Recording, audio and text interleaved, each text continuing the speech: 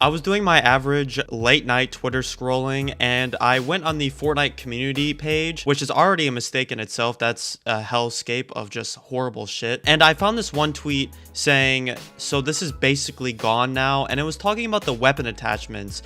And that made me think, were weapon attachments even useful? I don't remember them being useful at all or even like viable. They're not in chapter 6, so that made me wonder what was the point of them being in chapter 5. But you know, the Games of Dane said, too many children complained. A lot of skill issue was to blame. This was by far the coolest new feature we had in ages. Was it really the coolest feature we've had in ages? Let's find out. Let's do a little experimenting. Let's have some fun.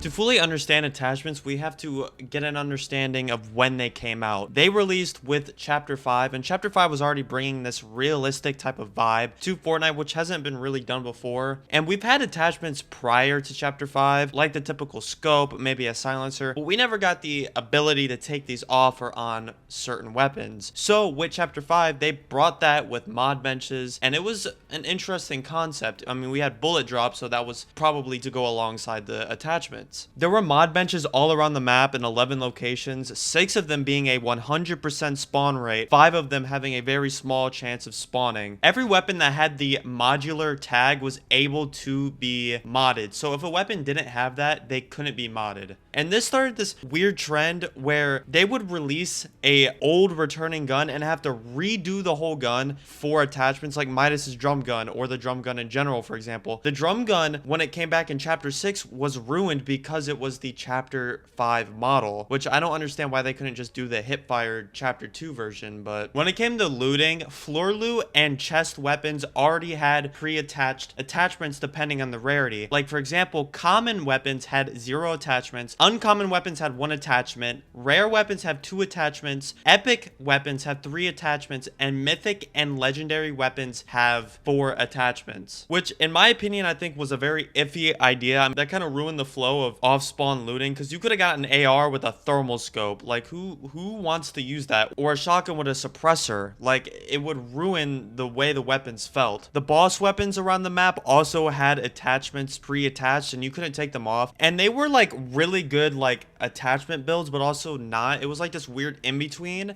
I'm very split on that, but, I mean, it worked. And from Season 2 upwards, you know, you would expect with the Greek mythology POIs coming in Season 2, the Wasteland in Season 3, and the Marvel POIs in Season 4, there would be more mod benches around the map, right? No, they literally only had 2 spots where mod benches would spawn, in bunkers and the island. That's it. So for example, we have a full real player 100 lobby. There's a chance that Season 2 and upwards, that maybe roughly around 30 of those real players can get attachments on their weapons. And that's really stretching it. I don't think the opportunity for attachments on weapons really presented itself unless you knew what you were doing. So primarily the casual player that really wasn't looking for attachments didn't get the opportunity to try this from Season 2 upward, especially in a season with Wrecked where a lot of casuals came to the mode, probably didn't know about attachments, that you could go to the bunkers or the islands for attachments, which is this weird idea. They threw the attachment and the mod benches idea out the window after Season 1, but I'll get back to that. Now, a fun little fact, actually, they did try to evolve these mods by putting them onto cars during Chapter 5 Season 3, but they kind of dropped that after that season, so...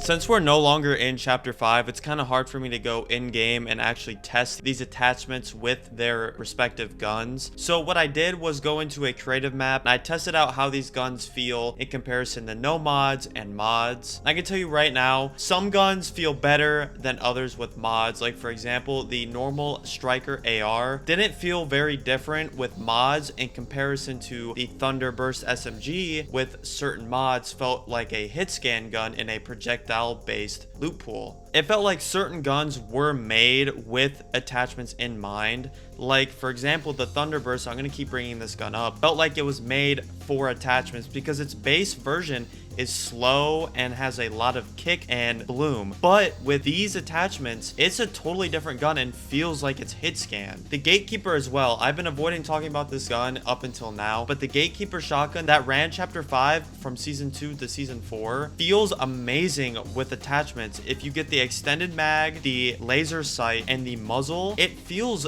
great and it's fast. It's more spammy. It's already spammy enough, so you add attachments and it's insane. Here's some footage using these guns with said attachments.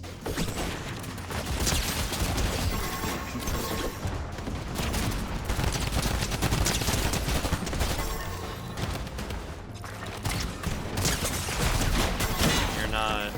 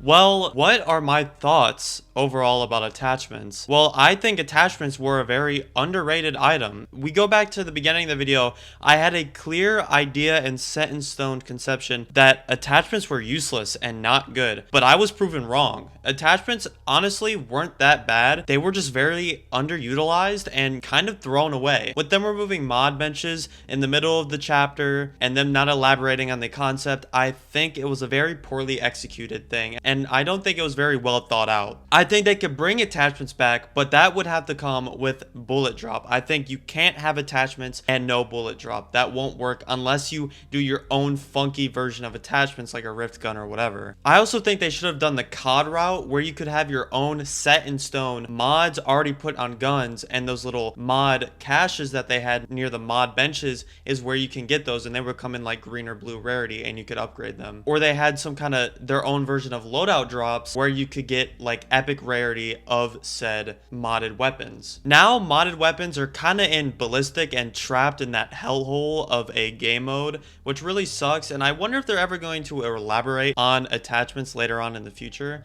but we'll have to see. I hope you guys enjoyed the video, and I'll see you in the next one. Adios.